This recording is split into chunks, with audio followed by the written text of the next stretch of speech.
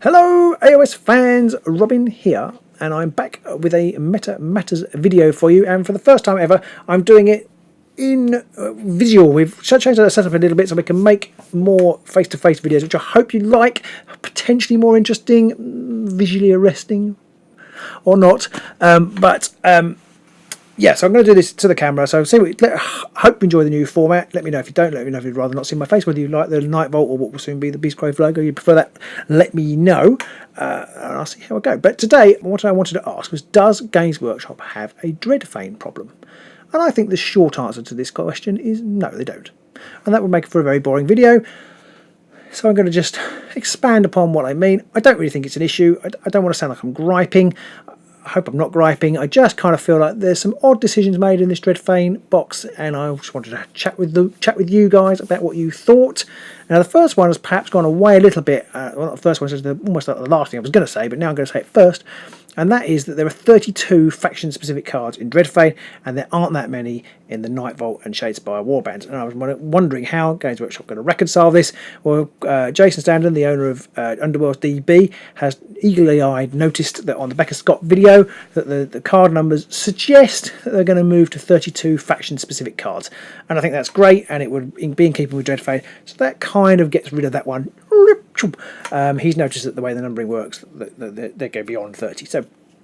So I think that's what's going to happen. So I totally agree with him, and that's good. So the new paradigm for this is going to be 32 faction-specific cards, which is pretty great because it means whatever faction you buy, bang, you can play it, which I think is really good and a definite step forward for the game. Now, the biggest Dreadfane problem, if it is a problem, is this confusion they've had over the release. I think sets went out early.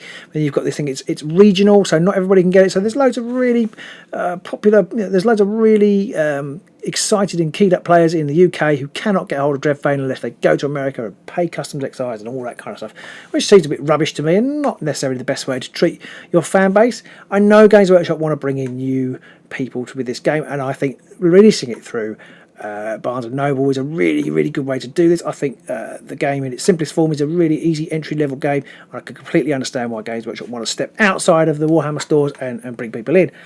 I don't think regional releases is the best way to do it. Maybe they think that actually people in the UK have got access to enough Games Workshop, so it's fine. I'm not sure. I don't feel like the game's that supported in the shops, although I don't go in the shops that often myself because there isn't one particularly close. But nobody's ever playing it. You can't really see it when you go. When I have been in. So anyway, but they do regional differences. They do several different regional differences. So perhaps it doesn't matter. So let's leave that to one side for the moment. I think this game is more complicated than the basic game, and that I think is what is really odd about it, and why it's an entry-level game.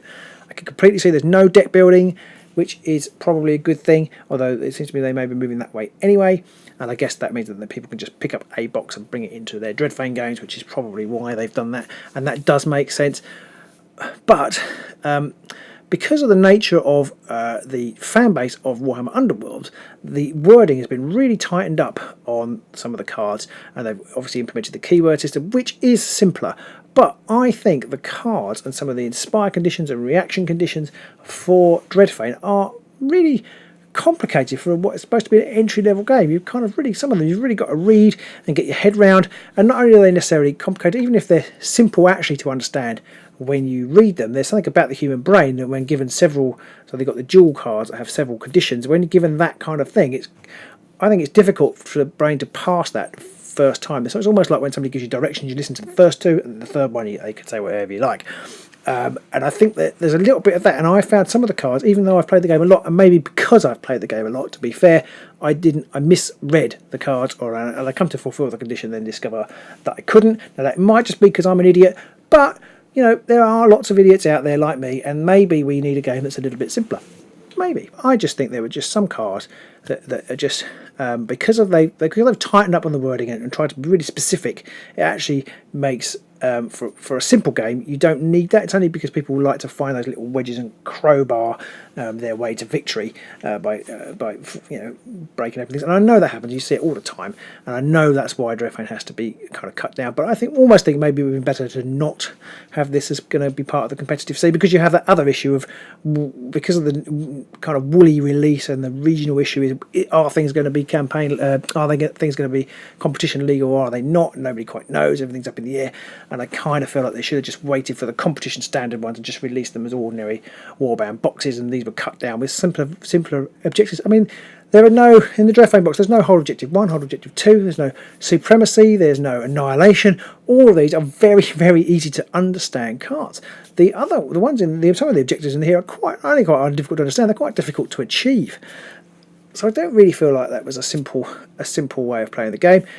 I'm also not sure about the 2 glory. You get 2 glory for a kill in Dreadfane, and I kind of see it because it enables you to play more objective, plays more upgrades, and it makes the game a bit more interesting. So I do see that a little bit. But again, if maybe some of the objectives were actually easier to obtain, they would have got around that problem. And the 2 glory thing, I think it means that there's quite a transition when you go from one to the other or back again. And I'm not sure I like that. But it is what it is.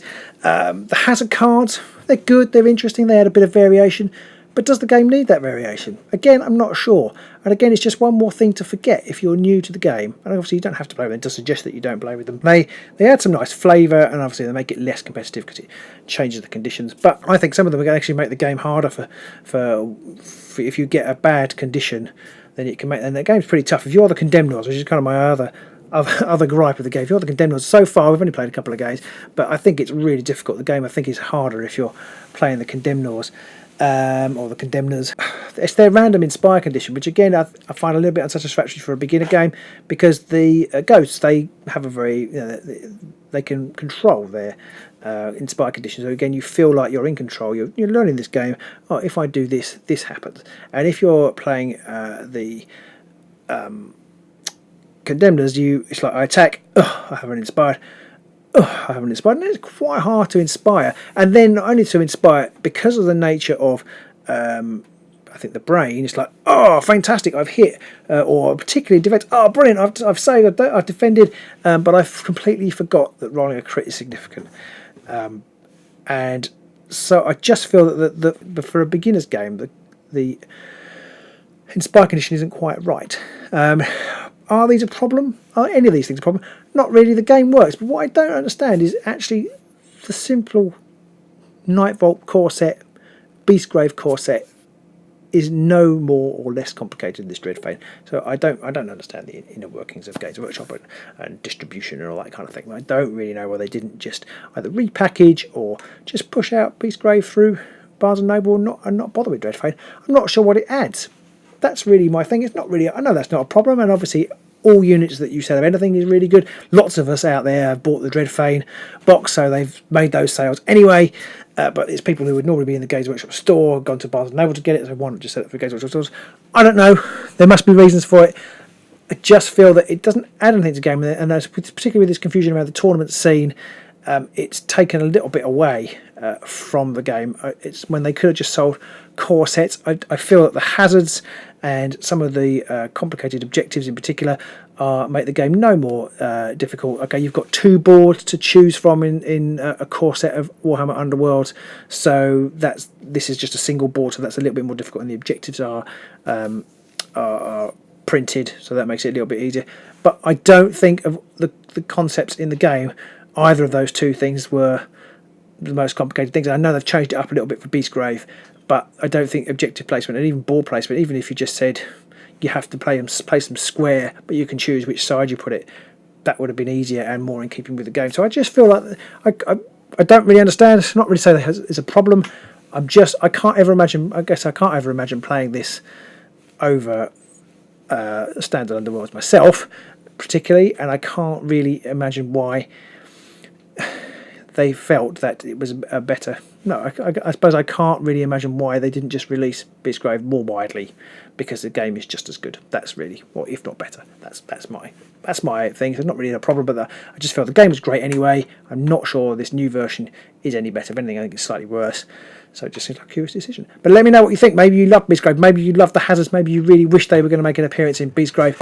I'm assuming they're not. I assume they weren't anyway, and they didn't appear in the Becca Scott video. So I'm guessing they're not. I'm guessing if they do move to this new 32 world, then you will be able to pick up a Beastgrave Warband and plonk straight into Dreadfane. And that's pretty cool. So well done, Games Workshop, on that. And maybe we'll do that. But we probably won't, because we want to play Underworld fully. So there we go. That is my little question about Dreadfane. Let me know what you think. Have you played it? Have you enjoyed it? And we'll see you soon. Bye. Oh, don't forget to like and subscribe and all that stuff if you haven't already. You'll get loads of good Warhammer Underworlds content and some Warcry content and a bit of Blackstone Fortress every now and again. And of course, we're on Patreon too. So if you want to support us down there, you can get more videos of me talking to myself in the garage, which, you know, is probably the highlight of anybody's week. Bye.